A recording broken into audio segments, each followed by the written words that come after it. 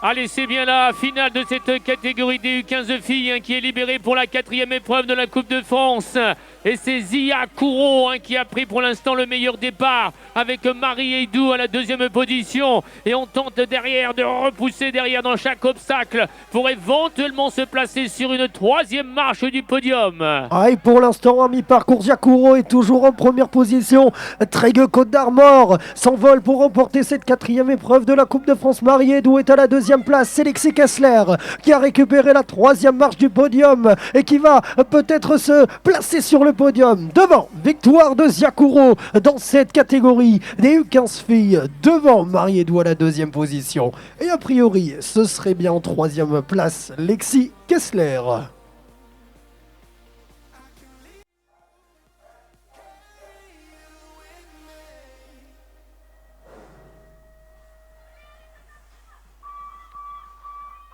Oh, Fabio Dubessé a manqué complètement son départ, mais Tom Fernandez est bien parti. Maël Calmes a été plus efficace en fin de première ligne droite, ce qui lui permet de sortir du premier virage en première position. Le Stéphanois est à la 2e place. Mais à la mi-course, Maël Calmes part pour réaliser le doublé aujourd'hui. Et il y a Malo Hortz également des Peine Mirabeau qui a tenté de se placer éventuellement sur le podium. Mais c'est bien Maël Calmes qui file vers la victoire avec Tom Fernandez. Et bien à la 2e position, et n'aura été solide également. Et bien avec les Peine Mirabeau et monsieur Malo Hortz qui va, je pense, et bien arracher la 3e place.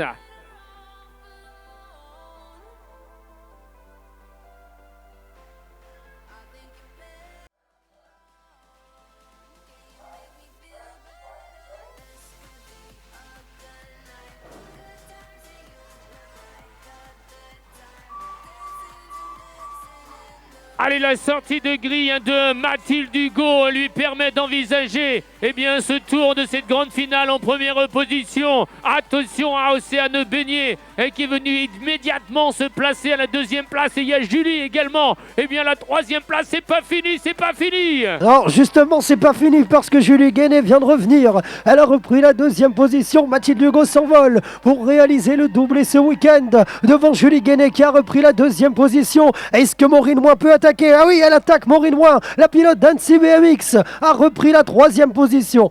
Mathilde Hugo va réaliser le doublé ce week-end devant Julie Guéné, peut-être en 2e position. Et une chose est sûre, Maureen Moin terminera sur le podium dans cette finale des femmes de 17 ans et plus.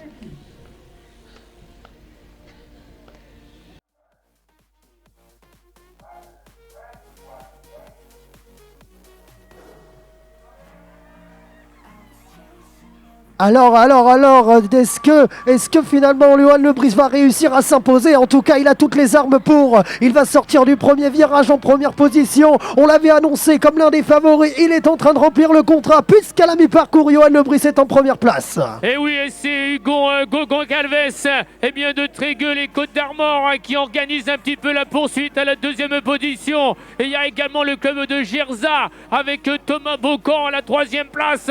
Mais c'est bien Johan Lebris qui va s'adjuger la victoire ici avec le club de Trégueux et le club de Gerza, Hugo Goncalves et Thomas Bocan. Voilà le podium de cette catégorie des 17 et 24 ans.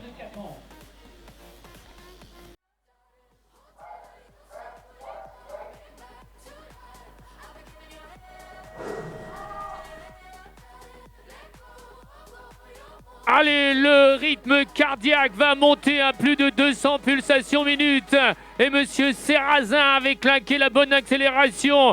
Mais en toute lucidité, c'est Ronan Perrault qui est venu prendre possession de la première place. Et Joshua Clary qui est dans le game également. Il y a Benjamin Sagné qui tranquillement mais sereinement est en train de remonter. Regardez Benjamin Sagné. Il a repris la 2e position. Est-ce qu'il peut revenir? L'écart est assez important. Ronan Perrault file vers une victoire. Il ne sera plus inquiété. Ronan Perrault va s'imposer. Benjamin Sagné à la 2e position. Et la 3e marche du podium, peut-être pour Joshua Claric. Si Clovis Petit n'a pas réussi à faire le job nécessaire pour reprendre quelques mètres d'avance, il terminera peut-être le pilote de Sarion sur la 3e marche du podium.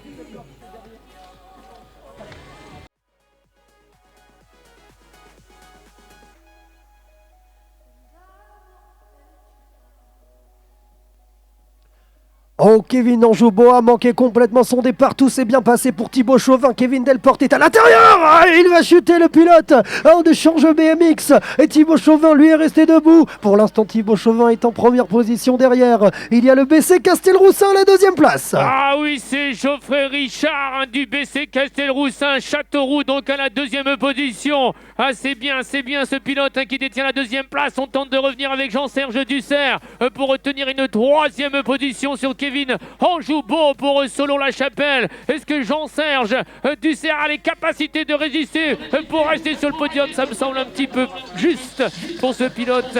Alors que devant, c'est bien Thibaut Chauvin, le pilote de Chabeuil, qui s'est adjugé la victoire de cette finale des hommes 30 ans et plus.